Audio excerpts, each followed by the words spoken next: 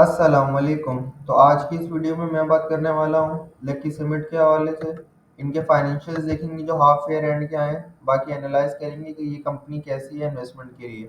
लेकिन वीडियो में आगे बढ़ने से पहले अगर आपने मेरे इस चैनल को सब्सक्राइब नहीं करा है तो चैनल को सब्सक्राइब करके वीडियो को लाइक कर दें।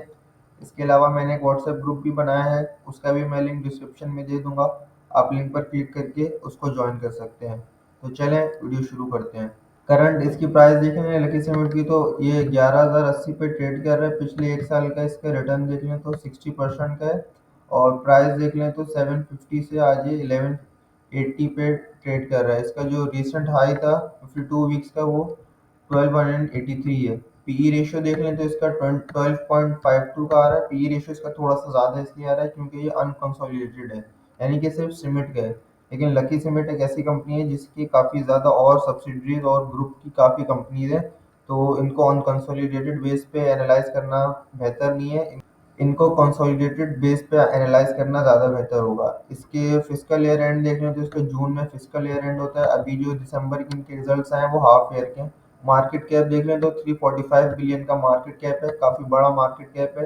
टोटल नंबर ऑफ शेयर्स देख लें तो 293 million total number of shares है। फ्री फ्लोट देख लें तो 87.9 मिलियन का फ्री फ्लोट है। फ्री फ्लोट परसेंटेज वाइज 30% है।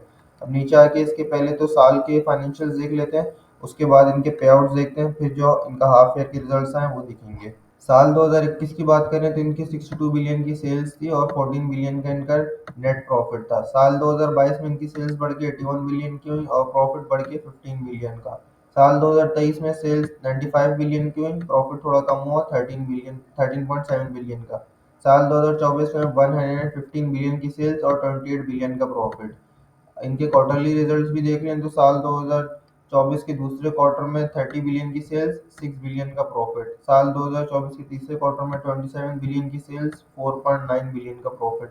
फिर साल 2025 की जो पहला क्वार्टर अभी एंड हुआ है उसमें 29.8 बिलियन की सेल्स, 6.5 बिलियन का प्रॉफिट। और अभी जो इनका हाफ ईयर एंड हुआ है इसमें 34.4 बिलियन की सेल्स और 7.2 बिलियन का प्रॉफिट। तो ये है कंपनी अनकंसोलिडेटेड बेस पे भी अच्छा परफॉर्म कर रही है। नीचे आके अगर इनके ग्रॉस प्रॉफिट मार्जिन देख लें तो 30.2% था इनका साल 2021 में, फिर तो 27.81 हुआ, फिर 27.19, फिर 33.65। तो ये साल 2024 में इनका थोड़ा ग्रॉस मार्जिन भी बढ़ा है। मेन रीजन इसका यही है कि ये लोग शिफ्ट हो रहे हैं आहिस्ता आहिस्ता, सारे सीमेंट प्लांट्स जो आपकी नेशनल ग्रिड से वो लोग ये लोग शिफ्ट हो रहे हैं अब अपनी सेल्फ रिन्यूएबल एनर्जी पे। सोलर प्लांट लगा रहे हैं, विंड मिल लगा रहे हैं, ताकि जो नेशनल ग्रिड से इलेक्ट्रिसिटी की कॉस्ट है वो कम से कम हो। नेट मार्जिन इनका देख लें तो इनका 22% से 22% था साल 2021 में, फिर 20, फिर साल 2022 में 18.8%, फिर साल 2023 में 14% और साल 2024 में काफ़ी ज़्यादा बढ़ के 24%। बाकी इनके अगर डिविडेंड देखें तो सीमेंट कंपनीज वैसे तो बहुत ज़्यादा डिविडेंड देती नहीं है, ये लोग भी काफ़ी कम देते हैं। और 2019 में इन्होंने 6.5 रुपये का दिया था, फिर ना 20 में दिया, ना 21 में, ना 22 में। फिर साल 2023 का जो ईयर एंड हुआ था उसमें 18 रुपये का डिविडेंड दिया। और फिर साल 2024 का जो ईयर एंड हुआ था उसमें 15 रुपये। यानी कि ये कंपनी इतना ज़्यादा खास कोई डिविडेंड नहीं देती, बस ये अपने जो कंपनीज हैं उन्हीं में वापस री इन्वेस्ट करती रहती है। इनके यहाँ से हम आगे अगर जो हाफ ईयर के फाइनेंशियल्स हैं वो डाउनलोड कर लेते हैं और देखते हैं इन्होंने कैसा परफॉर्म करा। ये रहे इनके हाफ ईयर के फाइनेंशियल्स। कैश डिविडेंड इन्होंने नील दिए, बोनस शेयर्स भी नील दिए। जैसे मैंने बताया ये ईयर एंड पे थोड़ा सा डिविडेंड देते हैं और कोई बहुत ज़्यादा डिविडेंड भी नहीं देते। कंपनी के अगर फिक्स एसेट देख लें, जो प्रॉपर्टी प्लांट एंड इक्विपमेंट है, तो उसमें इजाफा हुआ है। 298 बिलियन से बढ़कर 304 बिलियन के हुए हैं कंपनी के जो प्रॉपर्टी प्लांट है, इक्विपमेंट है। कंपनी के कैश बैलेंस देख लें तो 47 बिलियन है कंपनी के पास कैश और बैंक के में बैलेंस है। बाकी कंपनी के अगर हम लॉन्ग टर्म लोन्स देख लें तो 125 बिलियन के कंपनी के लॉन्ग टर्म लोन्स हैं। इसके अलावा कंपनी के अगर शॉर्ट टर्म बोरोइंग्स देख लें तो 17.7 बिलियन की कंपनी की शॉर्ट टर्म बोरोइंग्स।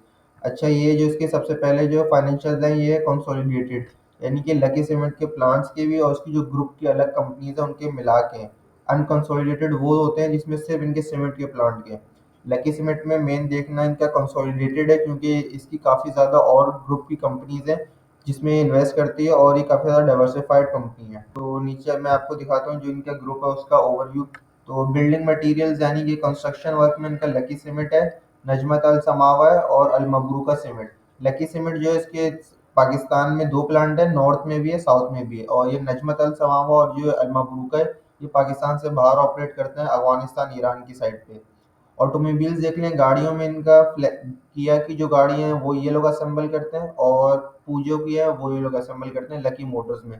पूजो इतना अभी खास पाकिस्तान में इतना ज़्यादा स्टेब्लिश ब्रांड नहीं हुआ। किया हालांकि काफ़ी अच्छा, जो उसकी स्पोर्टेज है, स्टॉनिक है, वो उसकी रीसेल काफ़ी ज़्यादा अच्छी है पाकिस्तान में। इलेक्ट्रॉनिक्स में देख लें तो सैमसंग के जो भी मोबाइल्स होते हैं वो ये लोग ही असेंबल कर रहे हैं। इसके अलावा न्यूट्रिको मोरिनागा, जो क्या नाम है, ड्राई मिल्क है बच्चों का, वो भी ये लोग ही बनाते हैं। केमिकल सेक्टर में देख लें तो लकी कोर इंडस्ट्रीज काफ़ी बड़ी केमिकल की इंडस्ट्री है, जो सोडा ऐश और दीगर केमिकल के प्रोडक्ट्स हैं वो लकी कोर बनाती है, और काफ़ी बड़ी ये सीमेंट की कंपनी है। पावर सेक्टर में देखें तो लकी पावर इलेक्ट्रिक और जूनूस एनर्जी, तो ये पावर जनरेशन भी ये लोग खुद करते हैं, और ये काफ़ी ज़्यादा बड़ा एक ग्रुप है लकी ग्रुप जो है। इनके अब अगर हम आगे फाइनेंशियल्स देख लेंगे, इनकी सेल्स वाइज और प्रॉफिट वाइज कैसे रहा था ये क्वार्टर, तो नेट सेल्स इनकी 206 बिलियन से बढ़कर 224 बिलियन की हुई। कॉस्ट ऑफ सेल्स इनकी 143 बिलियन से बढ़कर 159 बिलियन की हुई। तो कॉस्ट ऑफ सेल्स में भी काफ़ी ज़्यादा इजाफा हुआ, जिसकी वजह से इनका जो ग्रॉस प्रॉफिट है वो इतना ज़्यादा नहीं बढ़ पाया, 63 बिलियन से बढ़कर 65 बिलियन का। डिस्ट्रीब्यूशन कॉस्ट देख लें तो 7.3 बिलियन से बढ़कर 9.1 बिलियन की हुई। एडमिनिस्ट्रेटिव एक्सपेंसेस 4.2 बिलियन से बढ़कर 4.1 बिलियन के। फाइनेंस कॉस्ट 19.2 बिलियन से कम होकर 14.8 बिलियन की हुई है।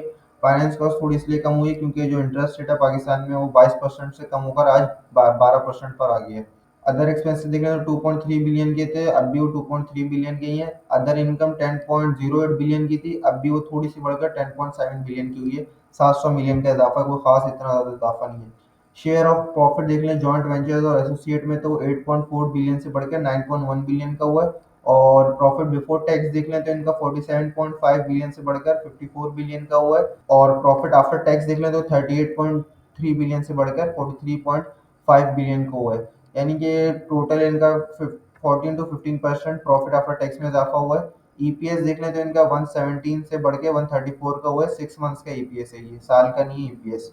बाकी इनकी अगर क्वार्टर की परफॉर्मेंस देख लें, जो अक्टूबर से दिसंबर का क्वार्टर एंड हुआ उसमें, तो उसमें इनकी 102 बिलियन से सेल्स बढ़कर 112 बिलियन की हुई है, और ग्रॉस प्रॉफिट 31 बिलियन से बढ़ के 33 बिलियन का हुआ है। और अगर नेट प्रॉफिट देख लें तो 18.9 बिलियन से बढ़कर 23.7 बिलियन का हुआ है। ईपीएस इनका 59.4 से बढ़कर 73 का हुआ है। तो सिर्फ इस क्वार्टर की अगर परफॉर्मेंस देख लें तो उसमें काफ़ी ज़्यादा इनकी इंप्रूवमेंट है। नीचे आके इनका अनकंसोलिडेटेड देख लेते हैं, यानी कि जो सिर्फ इनके सीमेंट के जो प्लांट है ना पाकिस्तान में जो ऑपरेट करते हैं, उसने कैसा परफॉर्म करा है इस हाफ ईयर में और इस क्वार्टर में। तो कंपनी की अगर टोटल सेल्स देख लें इस हाफ ईयर में, तो 59.8 बिलियन से बढ़कर 64.3 की हुई है। तो सेल्स इतनी ज़्यादा भी इसलिए नहीं बढ़ी क्योंकि ये सीमेंट की जो पाकिस्तान में डिमांड है वो कम है, क्योंकि कंस्ट्रक्शन एक्टिविटीज़ इतनी ज़्यादा नहीं हो रही। तो ये जो सिर्फ रेवेन्यूज जो इनकी थोड़ा बहुत बढ़ रहे हैं, वो जो इनकी रिटेंशन प्राइस इंक्रीज हो रही है उसकी वजह से बढ़ रहे हैं। और अगर कॉस्ट ऑफ सेल्स देख लें तो 38.0 बिलियन से बढ़कर 42 बिलियन की हुई है। जितनी इनकी यानी नेट रेवेन्यू में इजाफा हुआ है, तकरीबन उतना ही इन्होंने कॉस्ट ऑफ सेल्स में इजाफा कर लिया है, जिसकी वजह से इनका जो ग्रॉस प्रॉफिट है वो 21.8 बिलियन का था, और अभी भी 21.9 बिलियन का है। और बाकी डिस्ट्रीब्यूशन कॉस्ट देख लें तो 3.7 बिलियन से बढ़कर 4.9 बिलियन की हुई है। एडमिनिस्ट्रेटिव एक्सपेंस 1 बिलियन से बढ़कर 1.2 बिलियन के। फाइनेंस कॉस्ट 805 मिलियन से बढ़कर 826 मिलियन की। अदर एक्सपेंसेस 1.8 बिलियन से कम होकर 1.4 बिलियन के हुए हैं। और अदर इनकम देख लें तो 6.1 बिलियन से बढ़कर 7.4 बिलियन की हुई है। तो इनका प्रॉफिट बिफोर टैक्स देख लें तो 20.1 बिलियन से बढ़कर 20.6 बिलियन का हुआ है, और प्रॉफिट आफ्टर टैक्स देख लें तो 13.7 बिलियन से बढ़कर 13.8 बिलियन का हुआ है। खास इतना ज़्यादा इनकी जो सीमेंट की कंपनी है उसने इतना अच्छा परफॉर्म नहीं करा। इनका जो ईपीएस है वो 45.4 से बढ़ के सिर्फ 47 का हुआ है। बाकी इनके सिर्फ क्वार्टर की अगर परफॉर्मेंस देख लें तो नेट रेवेन्यू इनका 30.4 बिलियन से बढ़कर 34.4 बिलियन का हुआ है, और ग्रॉस प्रॉफिट 10.9 बिलियन से बढ़कर 12 का हुआ है। तो ये सिर्फ इन्होंने जो क्वार्टर है उसमें इन्होंने अपने मार्जिन अच्छे इंप्रूव करे हैं। बाकी डिस्ट्रीब्यूशन कॉस्ट देख लें तो वो 2 बिलियन से बढ़कर 2.5 बिलियन की हुई है। बाकी सारी कॉस्ट आप देख लीजिएगा वीडियो को पॉज करके, क्योंकि अगर सारी मैं बताने लगा तो बहुत वीडियो लंबी हो जाएगी। प्रॉफिट बिफोर टैक्स देख लें तो 9.8 बिलियन से बढ़कर 11.2 बिलियन का हुआ है, और प्रॉफिट आफ्टर टैक्स 6.7 बिलियन से बढ़कर 7.2 का हुआ है। ईपीएस इसका देख लें जो 22.8 से बढ़कर 24.84 का हुआ है। तो ईपीएस में भी 10% इजाफा है इस क्वार्टर में। बाकी ये है कि सीमेंट कंपनीज को एनालाइज करने के लिए इनकी जो मेन कॉस्ट आती है वो फ्यूल एंड पावर कॉस्ट आती है और कोल की आती है। और जैसे जैसे सीमेंट की जो कंपनीज हैं ये शिफ्ट हो रही है नेशनल ग्रिड से अपनी रिन्यूएबल एनर्जी पे, तो इनकी ये कॉस्ट कम होगी। दूसरा, आहिस्ता आहिस्ता अगर इनकी एक्सपोर्ट्स और बढ़ती हैं और प्लस ये कंस्ट्रक्शन एक्टिविटीज़ पाकिस्तान में और ज़्यादा इंप्रूव होती हैं, तो इससे भी इनकी सेल्स बढ़ेंगी, जिससे ये है कि सीमेंट कंपनीज की प्रॉफिटेबिलिटी काफ़ी ज़्यादा इंक्रीज होगी। बाकी ये, अगर इस कंपनी को इन्वेस्ट करना है तो इस कंपनी में एज अ लॉन्ग टर्म के लिए कर सकते हैं। और ब्लू चिप कंपनी है, इतना ज़्यादा आपको ये रिटर्न तो नहीं देगी, साल का देखना अगर हम देखें ना 60% का है, तो खास इतना ज़्यादा आपको रिटर्न नहीं देगी, लेकिन एक ये है सेफ इन्वेस्टमेंट है। आपके जो पैसे हैं इसमें इतना ज़्यादा डूबने का खतरा नहीं होगा, क्योंकि ये ग्रुप सिर्फ सीमेंट में क्या नाम है इन्वेस्ट नहीं है, इसके काफ़ी ज़्यादा और सब्सिडीज हैं। अगर एक चीज़ नहीं चल रही होगी तो दूसरी चीज़ चल रही होती है। तो ये है, अगर आपको सिर्फ सीमेंट की कंपनी में इन्वेस्ट करना है तो इससे बेहतर और सीमेंट की कंपनीज हैं जो इससे ज़्यादा रिटर्न दे सकती हैं। लेकिन अगर आप चाहते हैं कि आपके जो है पैसे काफ़ी ज़्यादा कंपनी में एक साथ ही इन्वेस्ट हो, इसके अलावा ऐसी कंपनी में इन्वेस्ट हो जो एक ब्लू चिप और स्ट्रॉन्ग कंपनीज है, तो फिर इसमें आप इन्वेस्ट कर सकते हैं। बाकी उम्मीद है आपको हमारी वीडियो अच्छी लगी होगी, और ऐसी मजीद वीडियोस देखने के लिए चैनल को सब्सक्राइब करके वीडियो को लाइक करें।